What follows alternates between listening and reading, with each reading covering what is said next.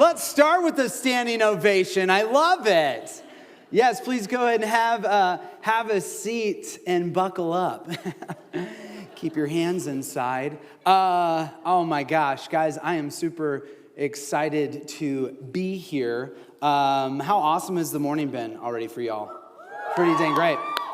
Awesome, very good. Did anyone panic when they heard improv comedian, when you heard that on the, no? You didn't panic? You're like, let's go. I'm getting up on that stage. Let's go. Okay. I might call on you later. I might. Yes, indeed. So I was just thinking about this, just as like a little recap of some things that we learned already today, that it's totally okay to take a ladder that you're supposed to climb up with and just lay it flat and go over a 300-foot crevice that's just wrapped together with rope. Safety is no accident. Learned that today. Let other people kill their own roosters. If you want to lose weight, don't think outside of lopping off a leg or doing some meth. We learned some stuff today. Drink the Kool-Aid, all right? Perspective's really interesting, isn't it? So is context. So we're going to have some fun today. How many of you know that we need probably a little bit more humor and humanity back in the workplace? Yeah. I've heard this saying. I was working with a company, and they were racking their brain. They're like, we know that people don't leave bad jobs. They leave bad bosses. And so if we can have more humor and humanity in the workplace, the place could be a lot better. So I'm going to talk a little bit about that. I'm going to talk about some culture stuff. I want to start with letting you know that I'm the youngest in my family. I've got an older brother and an older sister. Who's all got older siblings in here? Where's my youngest at, by the way? Keep your hand up if you're the youngest and go, woohoo! Yeah, they just expect things to come to them. That's the youngest. Just that's how it goes, you know what I mean? Where's my oldest at? Where's my oldest people at? Okay. So you know what it's like to work hard, and all of a sudden these little rascals who came after you, they get it all easy on a silver platter, right? Man, any middles in here? Middle child? Oh, you peacemakers and you bossies. Bossy. I parked just behind a truck out there that said bossy. Is that you? I was like, oh, she's definitely here at the business conference. Let's go. That's awesome. Has anyone in here had the privilege of meeting Carrie Eskridge? Have you guys had the privilege? How awesome is she? Her and Senate, my goodness, if they're not the salt of the earth. Great people. I'm always honored to come back here. I love Jared and the crew here at the Orpheum. Such a beautiful space. Twin Falls, this is such a beautiful place you guys have here. Every time I come back here, I'm like, dude, let's go. I might have to move to Twin Falls. Let's go. You guys are beautiful. I hail from Boise or Boise. I don't care. I really don't care. I want to talk about things that inspired me. I was getting up this morning. I showered late last night. And if you shower at night and your hair's still wet and you wake up in the morning, usually your hair's just like, right? Well, I've got 2 little kids. Anyone got a couple kids in here? Okay. I stayed at the Marriott last night. Yeah, was it the Marriott? The Hilton, thank you. Thank you, Carrie. I stayed at the Hilton last night, and it was comfy. And I woke up to an alarm clock, not a crying kid, banging on the door. Daddy, I'll go downstairs. I'll be quiet. 5:30 in the morning. Some of you are part of the 5 a.m. club. Where are you at? Yeah, waking up at 5 a.m. not because you have to, but because you choose to, because you're disciplined. God bless you. Awesome. So this morning when I woke up, I was running water through my hair because I showered yesterday. I did my due diligence, and as I was doing it, I was reminded. I was flashed to when I was a small little boy. And when I was a little kid, I had blonde hair. like very blonde. My brother was 4 years older than me. When you're a little kid, you look up to your older siblings, right? And I remember when I was a little boy rubbing water through my hair to make it darker because my brother had dark brown hair. Isn't it amazing the people that we look up to, whether it's Tony Robbins or whether whoever it might be, that we want to be like them so much that we're changing our outer appearance, but really it's the inside that we want to change, right? So that thought just dawned on me, and something I want to brag on about my sister. My sister had this innate ability to speak life into me. When my sister could say, Sean, you should try out for that play. You'd be so good at it. I don't know why. She just had this magic that I just believed it, right? How many of you know there's people that are in our lives that we keep close because their words are life, right? So now, there's times that the family and the friends, those we talked about earlier today, so I'm not going to rehash it. How about sometimes you got to separate those people that aren't speaking life into you? If those are family members, you can still love them. You can still bless them. You can still be kind to them, right? But you don't allow their words to harm you, okay? So, speaking of being harmed, when I was a kid, I was really good at skipping stones on water. Did anyone grow up just love, for some reason, skipping stones? Okay, yeah, I see you guys. You are my people. So my sister comes up to me. She's like, Sean, could you teach me to skip stones? And I was like, sure. Grab a smooth stone. No, grab one like this. And I grabbed the stone for her. I grabbed a stone that I didn't want to hand to her because I wanted to skip the heck out of it. You know what I mean? So I hand it over to her, and I just tell her, hey, what you want to do is you want to line up, and when you throw your arm, you want to be nice and flat with the water and just let that stone just skip across the water. She's like, yeah? I was like, yeah, give it a try. Go ahead. And I set her up in front of me, and I take a step back because I've seen her throw stuff before. And I'm like, go ahead, Jenny. And she's like, okay. So she winds up, and she throws, and she doesn't let go here. For some reason, her arm magically wrapped around her body, and it let go over here. And I was standing behind her. That rock hit a boy where he never wants to be hit. And I fell to my knees, and I was ready to see Jesus. Okay, now, I will tell you that today I have two beautiful kids, so everything's working fine. Today we're going to be talking about resilience, okay? We're going to be talking about resilience. Because how many of you know life hits you, but that doesn't mean it owns you, okay? So we're going to talk about resilience. I'd love to share with you the definition of resilience. A person or animal able to withstand or recover quickly from difficult conditions. A substance or an object able to recoil or spring back into shape after being bent, stretched, or being compressed. Don't look too far into that, guys, after hearing the story. But I will say that there's times I believe that we have to be more like a tree. Have you guys ever seen an aspen move in the wind? They just the wind kind of goes through their leaves because they're flat. They shimmer. They call them quaking aspens. There's these quaking aspens. The wind blows and bends them and all sorts of stuff, and when the wind stops, they go right back to their same form. So I want to talk a little bit about culture, because we've mentioned already that we have family culture, our interpersonal culture, and then we also have the culture that some of us are creating in our business as leaders, and then also as people that are a part of a company, and maybe you aren't the leader. I heard some great questions on this panel up here of how do I show up and be present and be a part of and changing culture when I'm not a leader? And I read this incredible book written by a Jewish rabbi called Business Secrets of the Bible. It's amazing. Anyone here read that? No? Got quiet in here. Where's my readers at? Who reads books out there? Leaders or readers, by the way. Business Secrets of the Bible, written by Rabbi Daniel Lapin. This guy is wild. He talks about ancient Jewish wisdom. And he kind of goes off about how the Jewish people, the chosen people, are really good at business.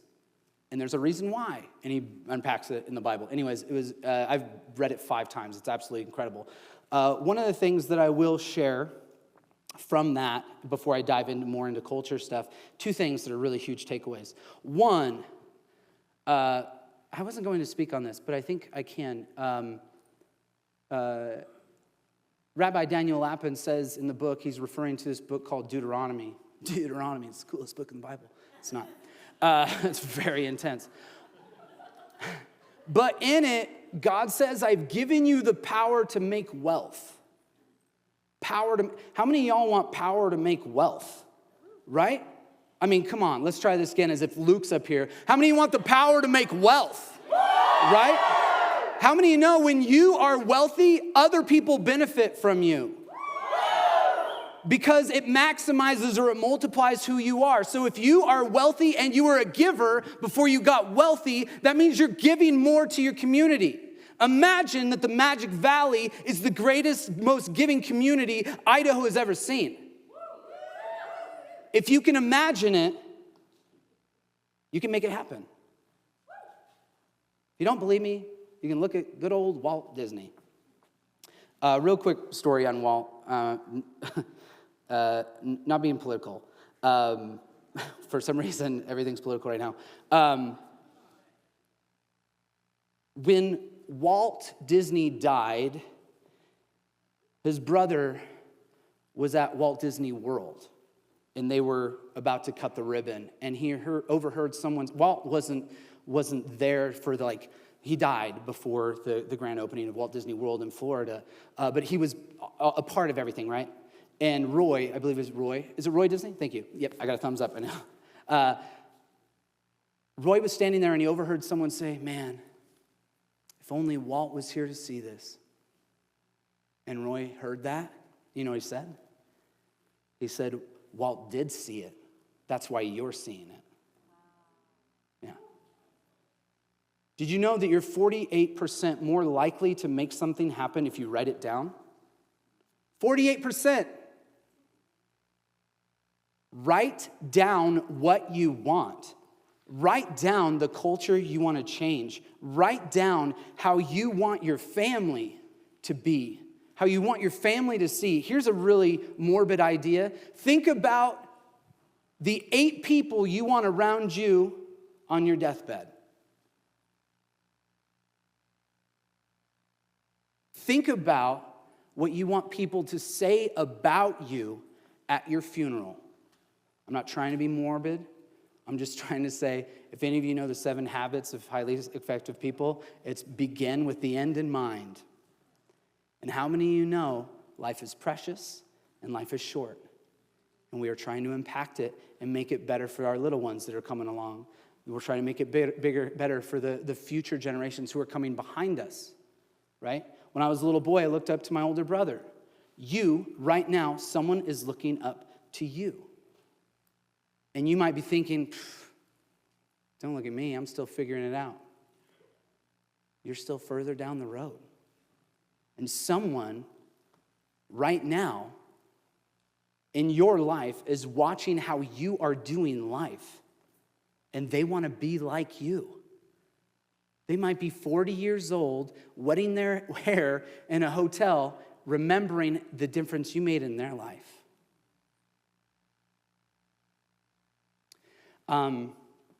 I want to begin with a thank you. I want to thank some of you right now in this audience that I haven't met yet. As an improv comedian, part of my job is to work with my audience. How many of you know that part of business is to know your audience, know what the people want, know what they like, because then you can adapt, you can transform, you can give to them what they like, right? But here's the thing, that doesn't mean you have to change who you are, right? I used to do blue comedy, I now do family-friendly comedy. So there was a time in that transition, people would show up and be expecting something, right? Hey, can I get a suggestion over here? They would say a suggestion I would not do at a family-friendly show. You know what I'm saying?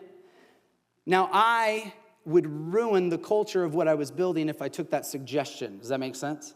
So I had to start building a new culture that the audience was saying certain things that I was willing to give to them.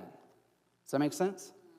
Okay, so I digress. I want to thank you because some of you out there, I'm going to invite up here onto the stage with me to do a game you may have never done before. And right now, you're quiet because you're thinking, that's probably not going to be me. Oh, I know. But deep down inside you, I also know that there's this really wild, childlike you that is kind of like, that might be me.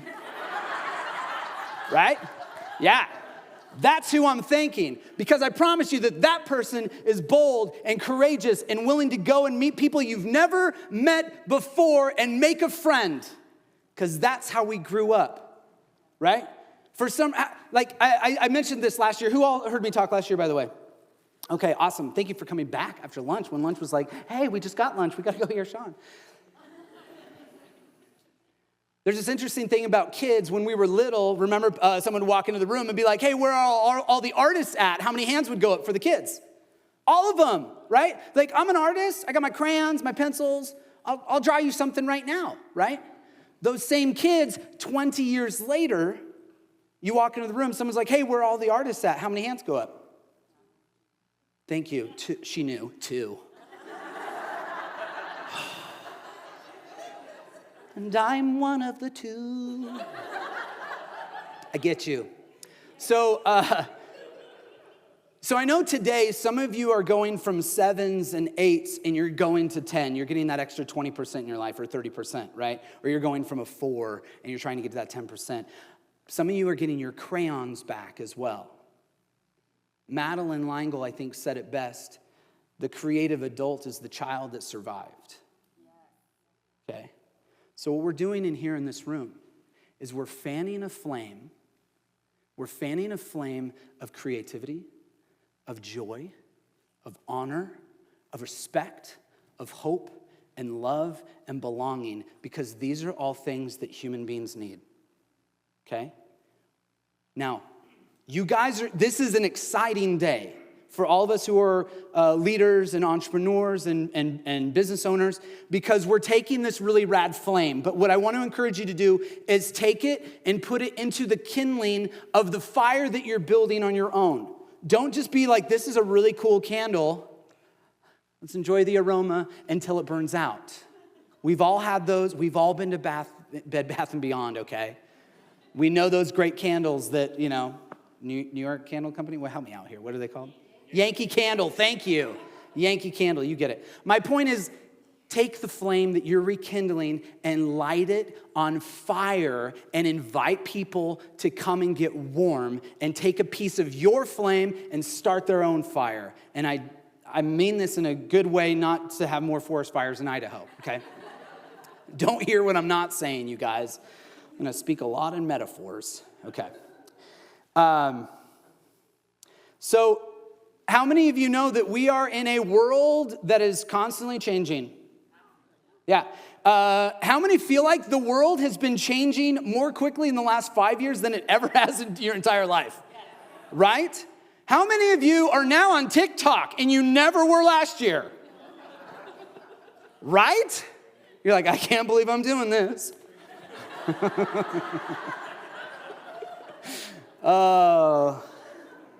Here's a pro tip for personal culture. Just because you're on TikTok doesn't mean you need to dance like everybody else. Okay? You can give business advice. You can do all sorts of stuff. Okay? I'm on it, and I'm figuring it out myself. So I just turned 40. I heard David Taylor where's he at? David, you just turned 40? Today? I get you, boo. I get you. Awesome. So, even though the world is changing, we can either change with it or we can help change it. I heard a panel up here Amazing stuff, by the way, that the panel was sharing about our inner core. The one question that I was curious about asking, not just them, but asking myself, because we were talking about our inner core, something that's very personal. We've all heard the saying, it's not personal, it's just business. I'm super curious, what if we flipped the script on that? And what if it became personal? What we did, how we treated people, how we loved them.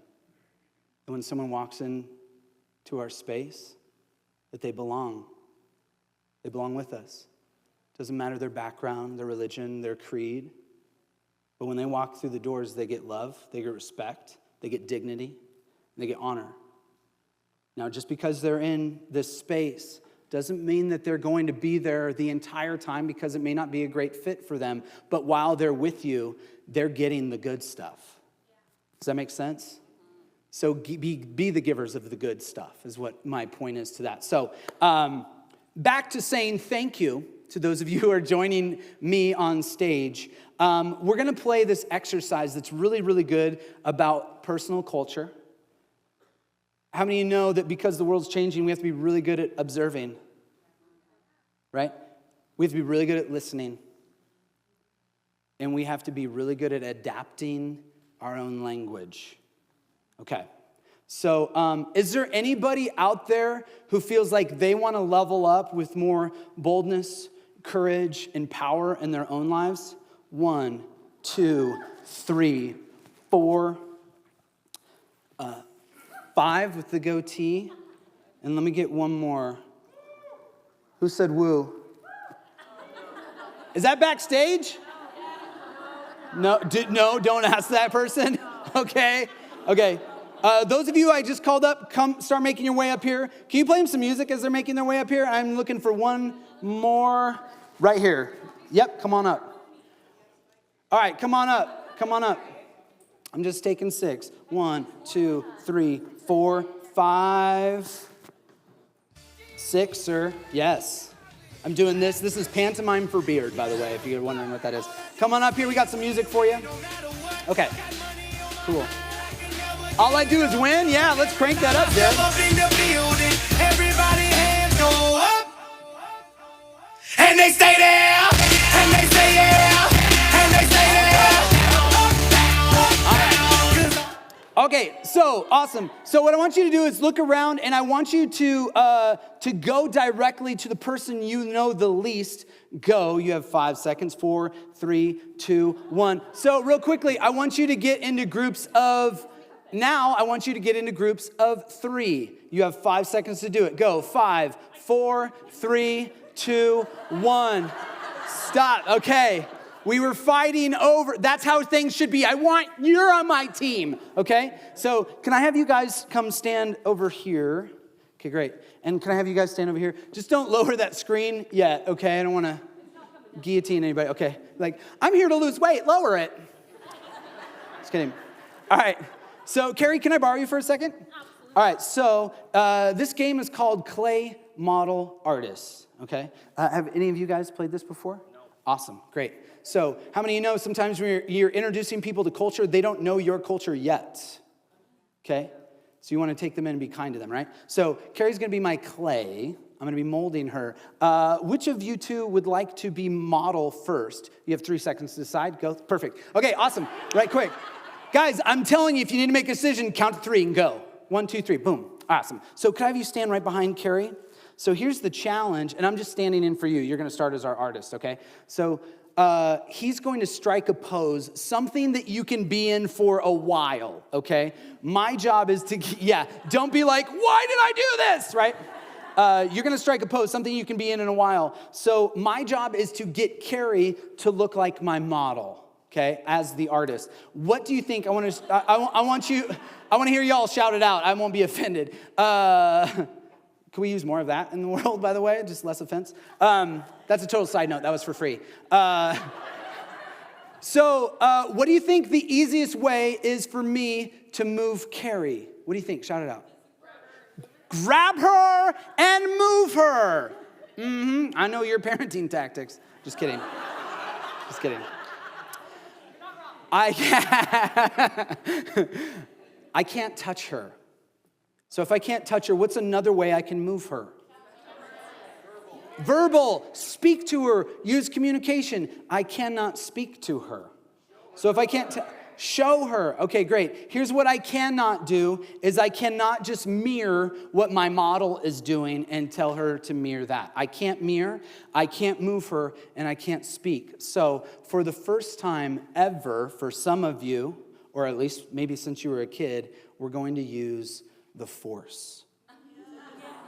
Yeah, Magic Valley is the best place for this, right? So if I want to move Carrie's hand, okay, or if I want it to stay there, now I changed my communication, right? So if I want her to move her hand, I can do this. Okay, good. If I want her to move maybe a joint or an elbow, ooh. That's physics, y'all. By the way, we didn't rehearse this. That's pretty cool, right? So, all right, so what Carrie is going to do, so if that was the position, I might want to say start with the feet first. It's always good to start with a good foundation. Okay? So what we're going to do a challenge, okay? I'm going to give you 3 minutes. Your goal as a team is to get through every position, but I'm going to be the judge if you got it right. I'm going to allow you to switch. So you're going to at least have to be the clay. You're going to have to be the artist, and you're going to have to be the model, okay? You're going to compete against each other. You have 3 minutes to get there, and I'm going to judge if you got it. So artist, if you feel like you've got your clay in the right, you can go ahead and relax, by the way, Carrie. Thank you. How awesome is Carrie, by the way, you guys? So artist, if you feel like you got it, look at me and be like, do I got it? And I'll say, yes, you can switch, okay? You guys can high five and switch. Yes, you have 3 seconds to decide who's going to be clay, model, and artist. Go. 3, 2, 1. Okay, raise your hand if you are starting as the model. This goes for both teams. Starting as the model. That's you. That's you too. Okay, good. It's good to make sure people know what their positions are. Okay, great. So could you take a step back? Are you the artist? Okay, good. Come on over here, front and center. Real quick, would you mind saying your name? Natasha. Tanika. JJ. Carrie. Mark. Tim. Awesome. Give him a big round of applause. All right. I'm going to set the timer for 3 minutes. Artists, get in front of your clay. Clay, you cannot look back at your model. Pay attention to your artist. Your 3 minutes begins right now. Can we play some creative music for them, Jared, if you don't mind, as they're doing this thing? Good. Oh, nice. Good movement. Oh, wow. Wow. Very good.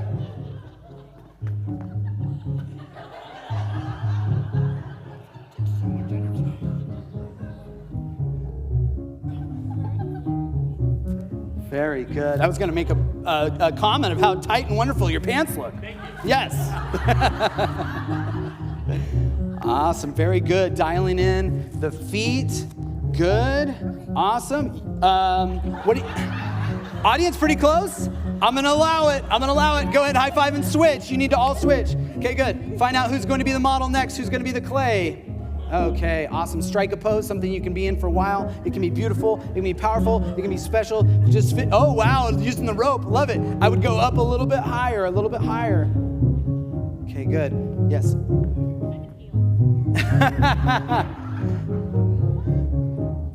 Okay, good. I might just turn the palms out facing just a little bit more. There you go. One more, and you've got it. You got it. Give them a round of applause. Okay, switch. Switch it up. You've only got 1 minute and 30 seconds left. Good. Yes, perfect. Love that. Love that.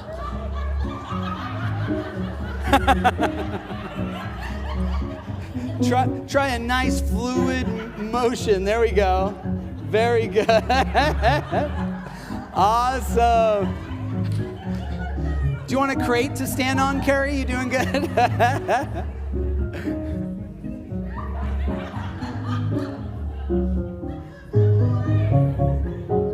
Good. Okay, try. He's really making it easy over here, isn't he? Awesome. No. Try working on just one hand. Just one hand. Oh, good. You guys are going to take the lead here in just a second, getting really close.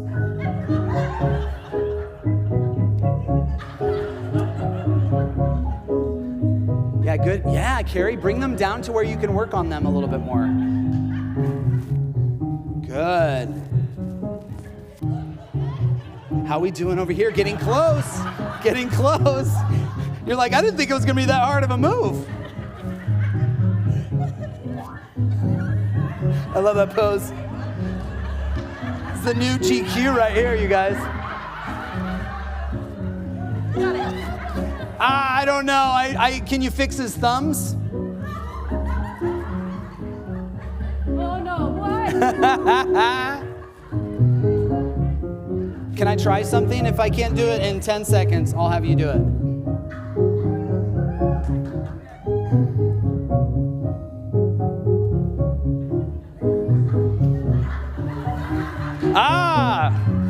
I'll take that. Okay, good. High five and switch. 10 seconds left. Open that hand up just a little bit more for him. Back down. It's only a little bit. There you go. All right, I'll take that. Go ahead and switch it out. Good. Good. Love it. Yes, Carrie. Awesome. Oh, so good. I love the fluidity here. Audience, what do you think? All right, I'm going to take it. Give him a round of applause. Can we get it up for these guys as well? Round of applause. Awesome. You guys are good. Awesome. All right. So thank you very much for the music real quick. Do you guys mind if I ask you a couple questions? I'll repeat it just so that way you say. First off, did you guys have fun doing that? Yeah. Okay, great.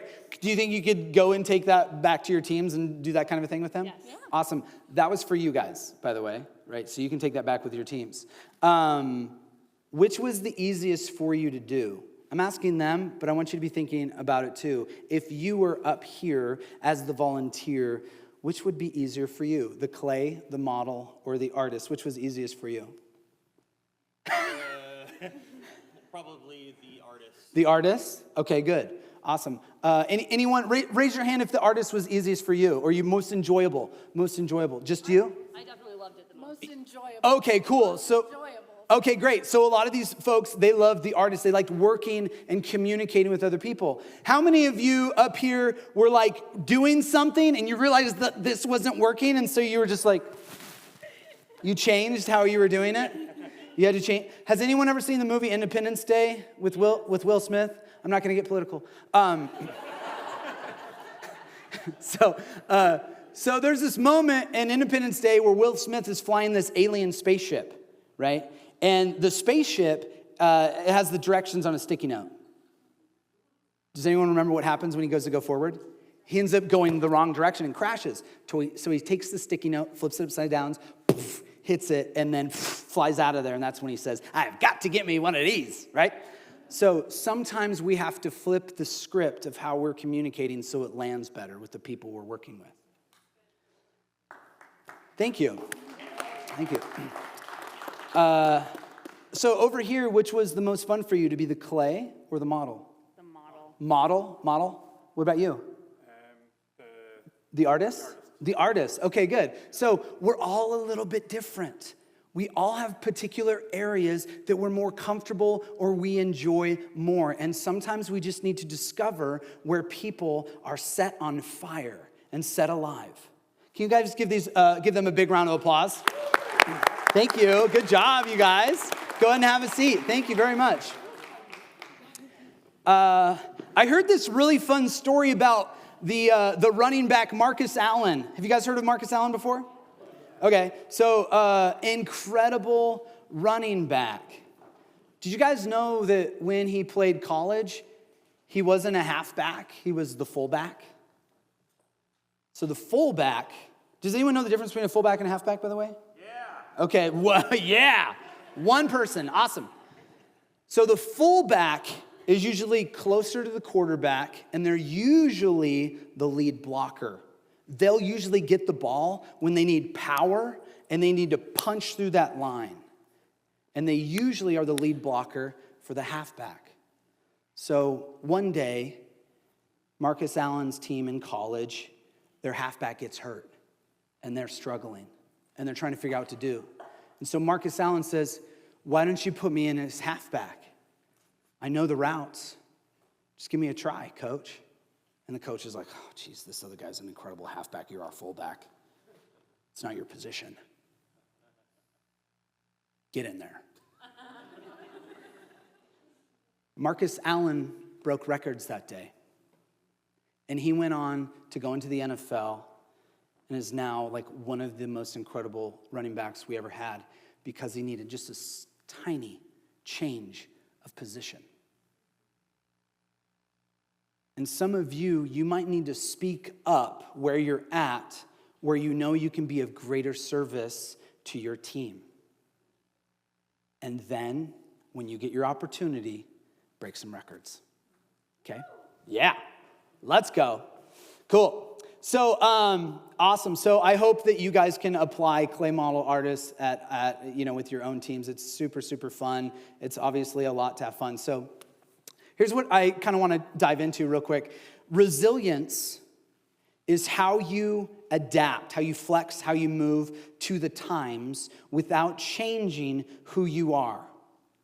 And I want to share with you in just a little bit of the time that I have some of the greatest improv principles that I enjoy. So how many of y'all heard of the term yes and? Okay. We can't do improv without yes and. It's where I acknowledge what's happening and I add onto it. I see what's going on and I add onto it. I'm not denying, I'm not blocking. Okay. Many of us, when COVID hit, if we didn't yes and, we were closing our doors. How many of y'all ended up having to go online a lot more than you ever did before? Okay? We're resilient. We adapt, but our core should be the same. I had this conversation yesterday at dinner. I like the concept of being a peach. A peach. Just imagine biting into like a beautiful, like ripe, juicy peach. Some of y'all, yeah, okay. That's bringing me back. Right? Just soft, just supple, just so good. What happens if you bite too far into that peach? You could chip a tooth. Right? Because while that peach is soft and supple and attractive and beautiful, its core is rock hard. I think that's how we need to be.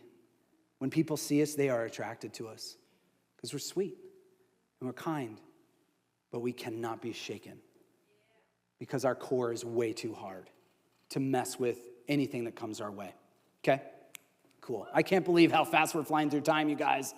I'm just like slashing stuff. Oh, that will change a life. Get rid of it. We don't have time. It's so good. So good. Save it for next year. There you go. So one of the greatest improv principles that I can give to you, I think, is everything is a gift if you treat it like one. I said this last year, and I think I heard this first by this gentleman I love named Ed Milet. He said, life doesn't happen to you, it happens for you. Life doesn't happen to you, it happens for you, which means everything is a gift if you treat it like one. Real quick example of that. Did you know that the Depression created the most millionaires?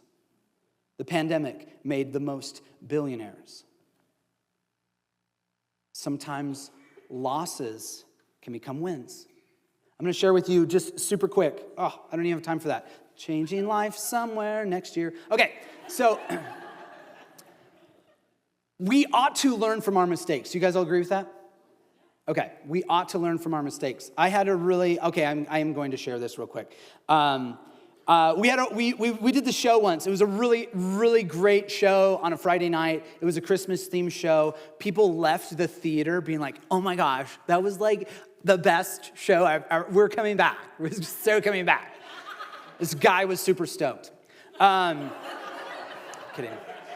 So, the next day, Saturday, we were doing the same show. A couple different improvisers, but a Christmas-themed improv show. I couldn't be there because I had decided to go to this Christmas party with a group of people that I was doing some improv for as well.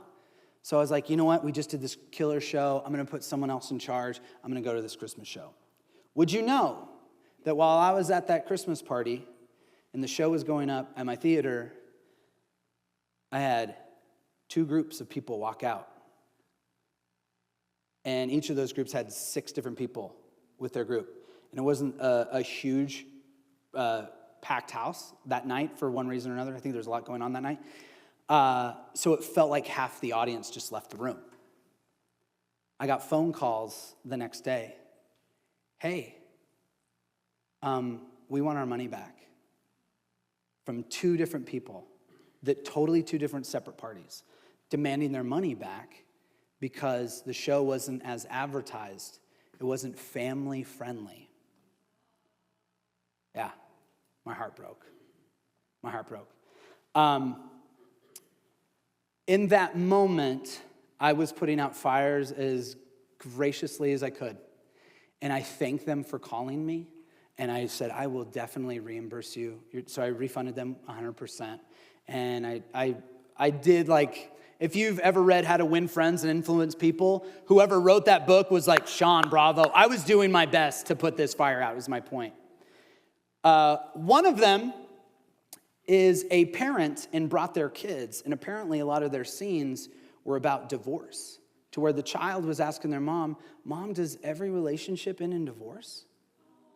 Yeah. So one of those moms happens to be a parent at a place where I teach kids improv. Yeah, it gets better. I was hired to work for a company to do corporate training with them. And when I walked into the room, 2 of the people had came to the show. Not the show I did on Friday night that people were like, bravo, sign this, please. He was another great guy.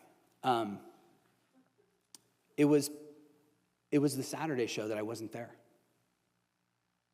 So I ended up talking to them. It gets better. Ironically, one person at that show signed up for classes. And in the classes, they came and told me that their life has changed because of the principal they're having. So I was like, that's a win. Thank God for that. The other challenge is that I had to call up my friend who was on stage, who had dropped some bombs that we don't drop on our stage, had said some things we don't say, and had done content that we do not do. And she'd been through our training. She should have known better. And we care about her. We love her. She belongs to our tribe of people. But her core is a little bit different than mine. And so it's work for her not to say some of the things that you say in an improv show. When you're up here, the filters, they're chaotic. Does that make sense? And as I'm explaining to her what happened, I could hear her weeping on the other end of the line. Because she feels like she failed me. And that she felt horrible that people left. And I share this story because I know many of you have to have those difficult conversations with people. But I just want to encourage you, it's going to get better.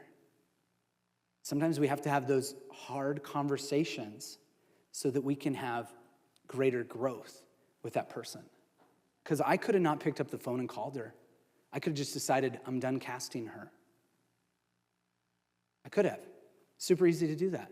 I got a lot of talented improvisers.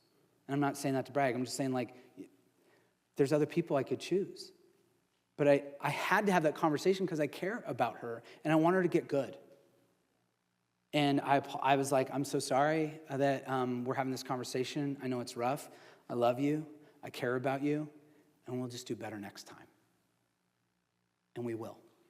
She texted me back later, and she actually thanked me for calling and having a difficult conversation with her because she said, it's going to make me better. And I think the people that belong to us, when they're in proximity to us, we can't help but make them better. Did you know that in aspen grove, they grow their roots down deep before they ever break the surface? Did you know that there's this incredible interworking of the root system that they're known as one organism? So when you see an aspen, it's not alone. It's connected to this incredible network to where if one aspen gets sick, the others feel it. I'm just going to read this to you because I think it's fantastic about the aspen tree. I think, how many of you know that there's like things that we can learn in nature that reflect back how we can do culture and how we can do better at life?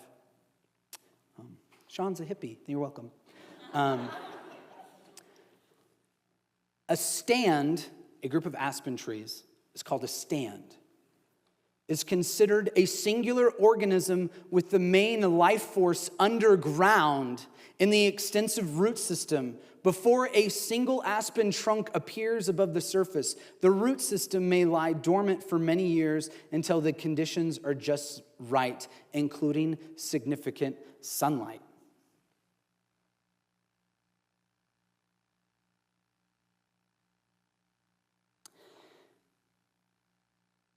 Sometimes if you put people out before their time, they're not getting what's significant for them yet. And too much responsibility could crush them. But there's other moments where we have to give them the opportunity to fail, to learn from it, and to get stronger. But all along the way, that we love them in the process. You guys, I didn't realize, I thought I was gonna be like, oh my gosh, I gave you a quarter of what I wanted to give to you today, but I hope that you got something. Do you guys feel like you got something from this? Okay, good. Awesome. Thank you. I'll end with this. I end with this at a lot of our shows. We all have this ability to yes and in our own life, to acknowledge the people and the things that are coming our way, acknowledge it and to it, and say yes and add to it. It's going to cause us to be more bold, more courageous, but it's also going to connect other people to attach to our root system so that they can be stronger and they can be part of the culture that we're trying to do in order to transform the greater culture that is already out there. So you guys, thank you. I'll see you around. God bless you guys. Thank you so much for your time. Thank you.